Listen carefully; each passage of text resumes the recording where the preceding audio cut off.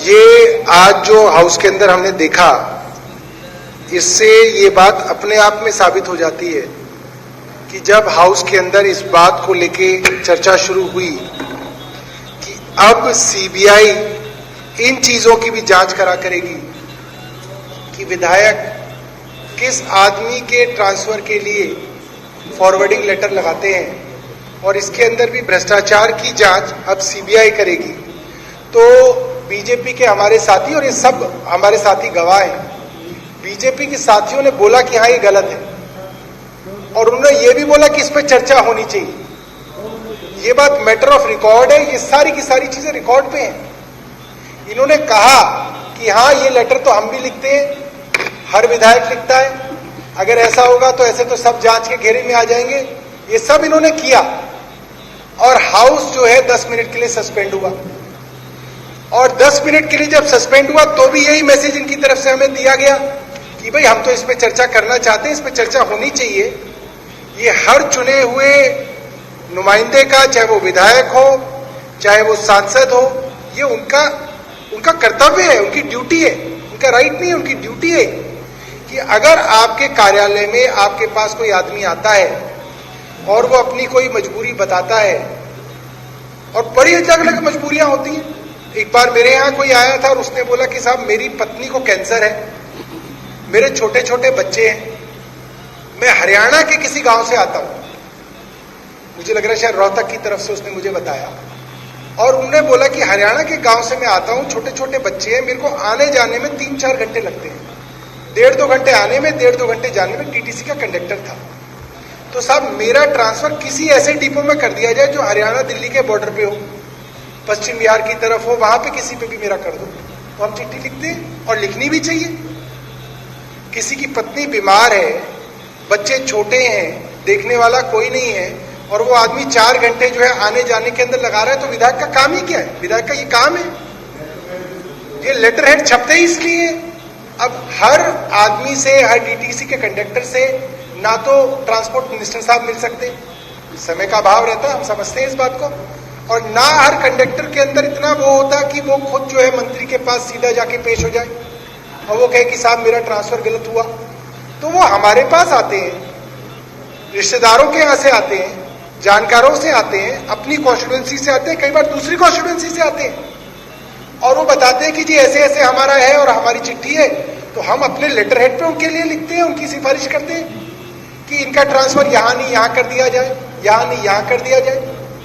सरकारी अस्पतालों के अंदर एडमिशन के लिए लोग आते हैं, इलाज कराने के लिए लोग आते हैं, प्राइवेट अस्पतालों में ईडब्ल्यूएस के अंदर इलाज कराने के लिए लोग हमारे पास आते हैं।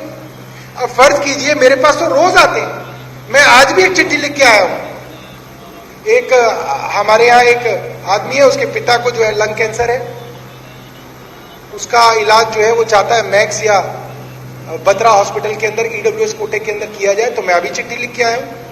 अब कल को तो ये सीबीआई वाले कहेंगे कि साहब देखिए इस आदमी का इलाज मैक्स हॉस्पिटल में ईडब्ल्यूएस कोटे में हो गया, इसका तो 20 लाख का इलाज मुफ्त में हो गया, इसका मतलब विधायक ने तो 20 लाख में से 2 लाख रुपए अपने पास ले लिए होंगे, विधायक ने भ्रष्टाचार किया होगा, आपने क्यों चिट्ठी इसकी लिखी? मतलब इसकी कोई सीमा कोई नहीं। और किस किस आदमी को हम क्या क्या बताते घूमेंगे। तो बीजेपी के जो साथी हैं ये बात जानते हैं, और इन्होंने ये बात मानी कि हम इस चर्चा के अंदर हिस्सा लेंगे, आप चर्चा कराइए। मगर मुझे लगता है कि इतनी देर में इनके पास ऊपर से होम मिनिस्ट्री से फोन आ गया, क्योंकि आज रामवीर विदुड़ी जी तो थे नहीं, वो तो कनेक्शन में रहते हैं ऊपर से। तो इन्होंने जो अपने मन से किया, इनके पास ऊपर बीजेपी मुख्यालय से फोन आया, बीजेपी की या होम मिनिस्ट्री से फोन आया कि तुम ये क्या कर रहे हो, ये चर्चा में क्यों जा रहे हो, और इन्होंने तुरंत यू टर्न लिया और बोले कि आप कैसे चर्चा करा सकते हैं। मतलब ये लोग इतने, क्या शब्द मैं इनके लिए इस्तेमाल करूं, कि इतने क्या कहते हैं, अनपढ़ है, अनपढ़, इतने अनपढ़ है ये लोग। ये कह रहे हैं कि साहब ऐसा है कि कोई यहाँ पे आपने कुछ पास तो कराया नहीं। अरे तुम 8 हो, यहाँ 62 है, हम जो चाहे पास करा ले यार। ये मतलब क्या क्या बात है? उससे क्या होगा? मैं एक कागज पे 4 लाइन लिख के दे दूंगा कि जी ये हमारा रेजोल्यूशन है, या ये मेरा प्रस्ताव है कि इस पे चर्चा होनी चाहिए, आप कहोगे जी वोट करा लो, वोट पे पास हो जाएगा, उसमें क्या होगा, ये क्या 8 हमें हरा लेंगे? मतलब सिर्फ और सिर्फ हाउस का समय खराब करने के लिए जो इन्होंने किया। और जो है वो आपने बिल्कुल ठीक बोला, वोटिंग का जब डिवीजन होता है उसके अंदर जो एक रूल बना हुआ है उस रूल को कोट कर रहे हैं कि साहब ये जो है हमारा पॉइंट ऑफ ऑर्डर है। क्या क्या मतलब कि जाहिलपना है, अनपढ़ पने की हद है। और इसके अंदर इनकी नीयत दिखती है। अध्यक्षा जी, ये जो विधायक होते हैं ये हर 5 साल बाद जनता के बीच में जाते हैं। हर 5 साल बाद हमको जनता जो है इस चीज पे नापती है, तोलती है कि विधायक ने जनता का क्या काम किया, क्या काम नहीं किया। हम लोग जब इसके पास काम कराने गए थे, इसने हमारे लिए चिट्ठी करी नहीं करी? चिट्ठी क्या, कई बार टेलीफोन करना पड़ता है, कई बार मंत्री जी से मिलना पड़ता है। मैं खुद मिला हूं मंत्री जी से कई बार किसी आदमी की बहुत मजबूरी होती है और उसका ट्रांसफर वगैरह नहीं हो रहा होता तो मंत्री जी यहाँ पे साथ बैठे हैं, इनके पास जाके भी मिलते हैं कि साहब इसका ट्रांसफर करना है, बड़ा जरूरी है। मंत्री जी कोशिश करते हैं, कई बार होता है, कई बार नहीं होता। ऐसा भी नहीं है कि हर बार हो ही जाता है। हम 100 चिट्ठी लिखते हैं, हो सकता है 5 का ट्रांसफर होता है, 95 का ट्रांसफर भी नहीं होता। मगर अगर हम चिट्ठी भी लिखनी बंद कर देंगे, ना हम स्कूल एडमिशन के लिए चिट्ठी लिखे, ना हम हॉस्पिटल एडमिशन के लिए चिट्ठी लिखे, ना हम ट्रांसफर के लिए चिट्ठी लिखे, तो क्या करें? एमसीडी बन जाए, कोई काम ना करें, घर पे बैठे, ऐसे तो नहीं चलेगा अध्यक्ष जी। तो आज जिस तरह से हमारे बीजेपी की साथियों ने इसके ऊपर यू टर्न लिया, इससे ये समझ में आता है कि विधायक के पास, क्योंकि 5 साल बाद उसको दोबारा जनता के सामने जाना होता है, तो उसकी एक रेपुटेशन है जो उसके साथ ट्रेवल करती है 5 साल तक। आपने यानी कि सीबीआई ने चोरों की तरह प्लांट कराई खबर, किसी अफसर के हवाले से खबर नहीं की, प्लांट कराई गई खबर कि आम आदमी पार्टी के 2 विधायक सीबीआई की जांच के घेरे में। आधे से ज्यादा लोग, 90% लोग हमारे देश में सिर्फ इस हेडलाइन को पढ़ेंगे अध्यक्ष महोदय, वो नीचे पढ़ेंगे भी नहीं कि क्या है। वो कहेंगे अच्छा जी संजीव झा भी जांच के घेरे में। बेचारे ने लाल कुर्ते के अलावा आज तक कुछ पहना नहीं, अब ये भी सीबीआई की जांच के घेरे में। और दूसरे कहा मुकेश अलावत भाई यहां पे बैठे, मतलब ये तो हद हो गई। मतलब आप ये कह रहे हैं कि इन्होंने लेटर लिखे और इन्होंने ट्रांसफर कराया तो उसके अंदर इन्होंने रिश्वत ली है, इसकी जांच सीबीआई करेगी। मतलब सीबीआई के पास भी कोई काम नहीं बचा, सीबीआई भी अब इन कामों में लगी है। मतलब ये अध्यक्षा महोदय, इस हाउस से एक रेजोल्यूशन पास होना चाहिए, जो ये कह रहे हैं इनकी चिंता दूर करनी चाहिए कि सीबीआई जितने भी मेंबर ऑफ पार्लियामेंट है 7 बीजेपी के, उनके भी लेटर्स की जांच करें कि उन्होंने किस किस के ट्रांसफर के लिए लेटर लिखे। नहीं, लेटर लिखे जाते हैं, मैं आपको बताऊं क्या है। ये जितने भी मेंबर ऑफ पार्लियामेंट है, इन्होंने अपने साइन करने के जो वो है ना, वो काउंसलरों को दे रखे। मैं खुद गवाह हूं, इनके कईयों के साइन जो है इनके काउंसलर करते हैं। तो इनके लेटर हेड कई जगह मिल जाएंगे हर तरीके के लिए। ये हर चीज के लिए इनके मेंबर ऑफ पार्लियामेंट के आपको लेटर मिलेंगे। और हमारे रेजोल्यूशन में आना चाहिए कि सीबीआई को डायरेक्शन दी जाए कि ये जो 7 मेंबर ऑफ पार्लियामेंट हैं और ये जो हमारे 8 बीजेपी के साथी हैं, इनके लेटर्स की भी जांच होनी चाहिए। और इनके लेटर्स की जांच तो हम अपने कार्यालय से भी शुरू करा सकते हैं। अगर आप हमारी किसी कमेटी को एक काम दें तो हमारे यहाँ जितने भी मंत्रालय, हम इनके लेटर्स मंगा लेंगे और इनकी एक जो है प्रदर्शनी लगा देंगे कि बीजेपी के एमएलए ने कितने लेटर लिखे हमारे मंत्रियों को, किसी के ट्रांसफर कराने के लिए, किसी के हॉस्पिटल एडमिशन कराने के लिए, कहीं पे कोई काम कराने के लिए, कहीं पे कोई काम कराने के लिए। तो क्या सीबीआई उनकी जांच करेगी या सीबीआई जो है अखबार वाले इस चीज को छापेंगे? मेरा मानना यह है कि अखबार भी इस तरीके की शैतानी की खबर जो छापते हैं, इनको भी एक बार विधानसभा की तरफ से एक मैसेज दिया जाना चाहिए कि भाई ये जो प्लांटेड खबरें हैं, जिसके अंदर आप किसी भी विधायक का नाम लिख देते हो कि ये जांच के घेरे में, ये जांच के घेरे में, इससे एक विधायक का कितना नुकसान होता है आप समझते हैं? अब ये सीबीआई को इसमें कुछ मिले या ना मिले, ये अगले 2.5 साल तक संजीव झा और मुकेश झा जी के नाम के साथ ये चीज चिपक गई कि ये सीबीआई के जांच के घेरे में है। और जब सीबीआई को कुछ नहीं मिलेगा तो सीबीआई कोई उसकी प्रेस रिलीज नहीं देगा और ना कोई अखबार वाला छापेगा कि सीबीआई को कुछ नहीं मिला।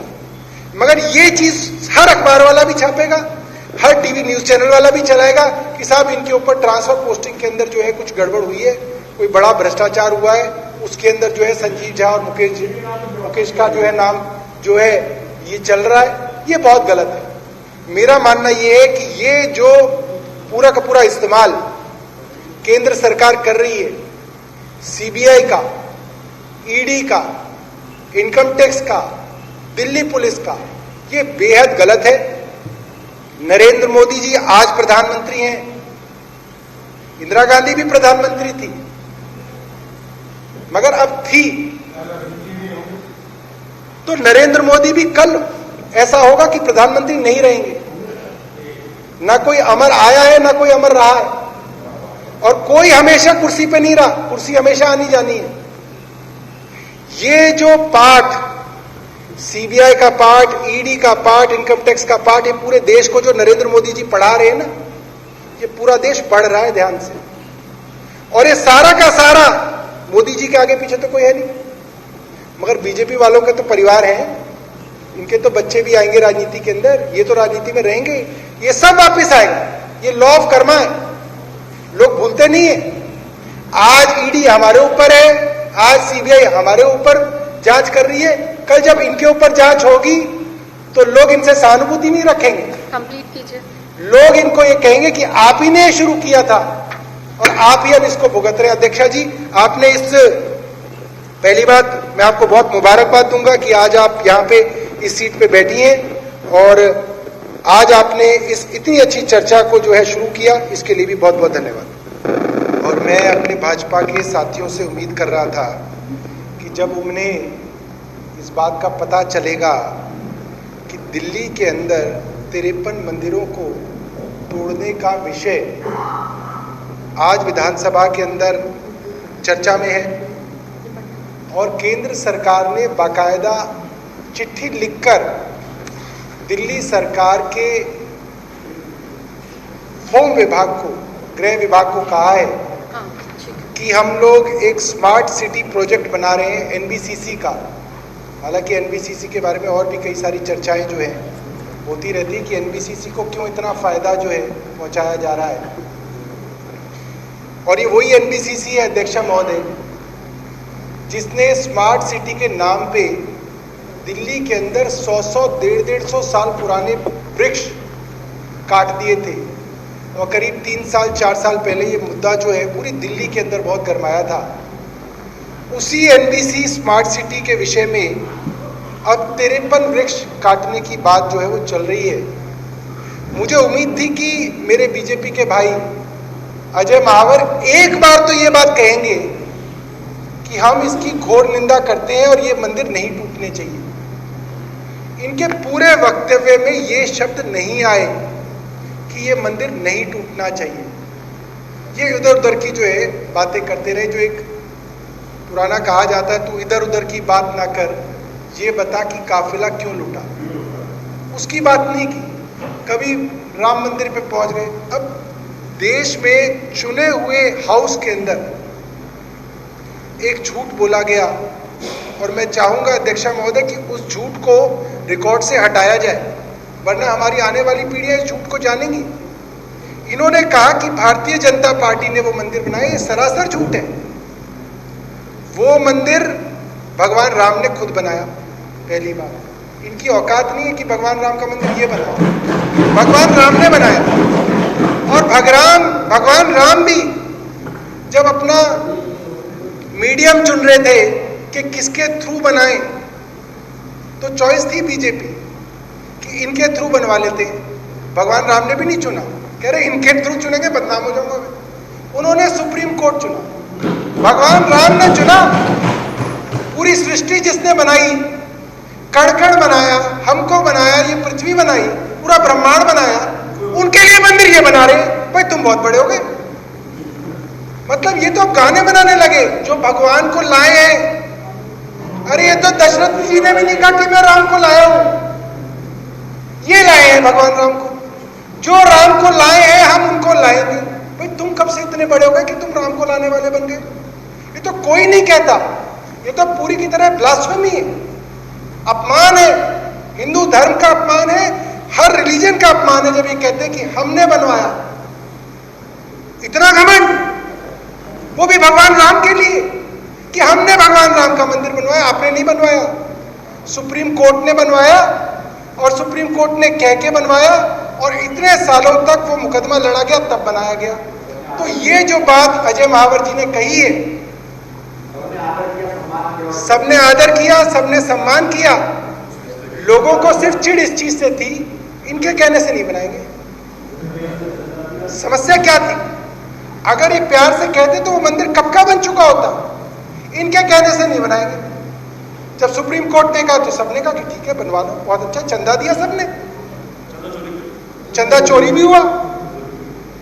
अध्यक्ष महोदय, ये इस रिकॉर्ड पे है हाउस के कि जब भगवान राम का मंदिर अयोध्या में बना और ये खबर फैली कि राम मंदिर ट्रस्ट को कहां कहां जमीन की जरूरत पड़ेगी, तो बीजेपी के चुने हुए मेयर ने वहां पर अपने रिश्तेदारों के माध्यम से जमीनें खरीदी, और एक से खरीदी और 2 मिनट बाद कई गुना दामों में अगले को बेची।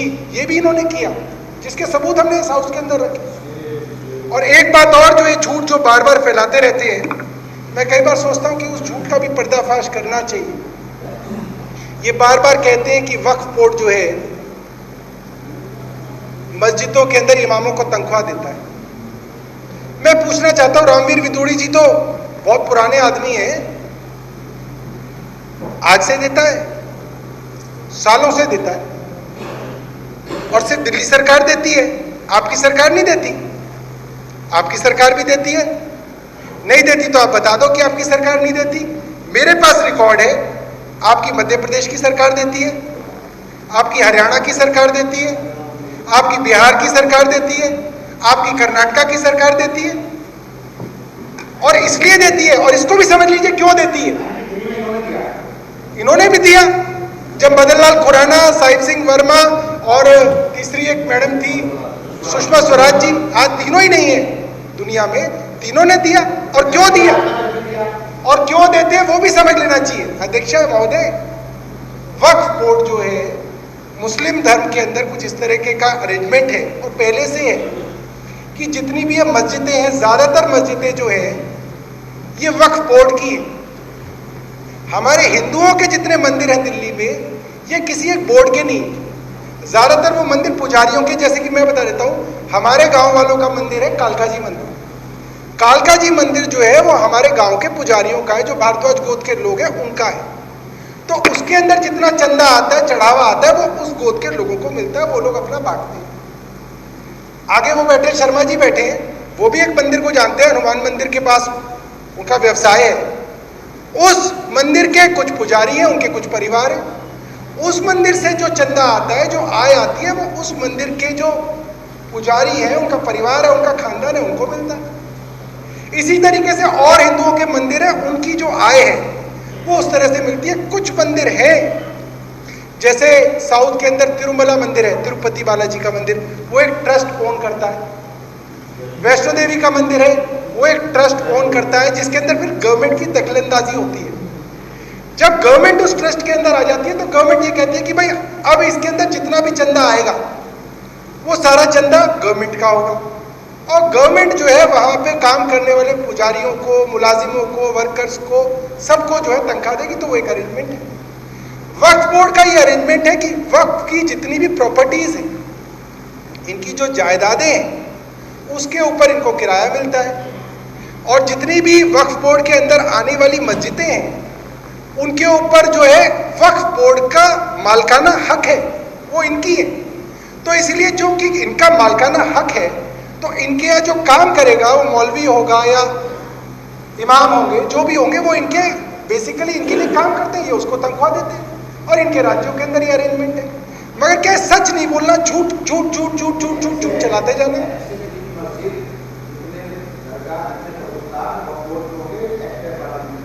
नहीं, और अगर आपको, भाई हम तो खुश होंगे, हम तो खुद पंडित हैं, हमारे लिए तो बड़ा अच्छा है। अगर आप चाहो तो पूरे देश के अंदर कानून बना दो, जैसे वक्फ एक्ट है पूरे देश का है, आप पूरे देश के अंदर एक कानून बना दो, उसके अंदर केंद्र सरकार की और राज्य सरकार का हिस्सा बांट दो, आधा केंद्र दे देगी, आधा राज्य दे देगी, मंदिरों में भी देना शुरू कर दो। हमसे अच्छा कौन है जी, हम तो खुश हैं इस चीज के लिए। मगर शुरुआत तो करो, बनाओ, आप कानून बनाओ। क्यों अमानत भाई, आपको कोई एतराज तो नहीं है? देखो अमानत जी भाई को कोई एतराज नहीं है। ये देखो वो भी देने के लिए तैयार। अब मैं ये चाहता हूं कि हमारे बीजेपी के भाई इस चीज पे जरूर अपनी बात साफ करें कि ये जो 53 मंदिर भाजपा की केंद्र सरकार तोड़ना चाहती है उस पे इनकी क्या राय है। और मैं चाहूंगा कि ये इस चीज की निंदा करें कि इस तरीके से भगवान के मंदिरों को तोड़ना पूरी तरीके से गलत है। और ये पहली बार नहीं हो रहा अध्यक्ष महोदय। रविदास मंदिर आपको मालूम है बहुत बड़ा आंदोलन लड़ा था और इस विधानसभा के अंदर उसकी बाकायदा चर्चा हुई थी। तुगलकाबाद के अंदर रविदास जी का मंदिर था,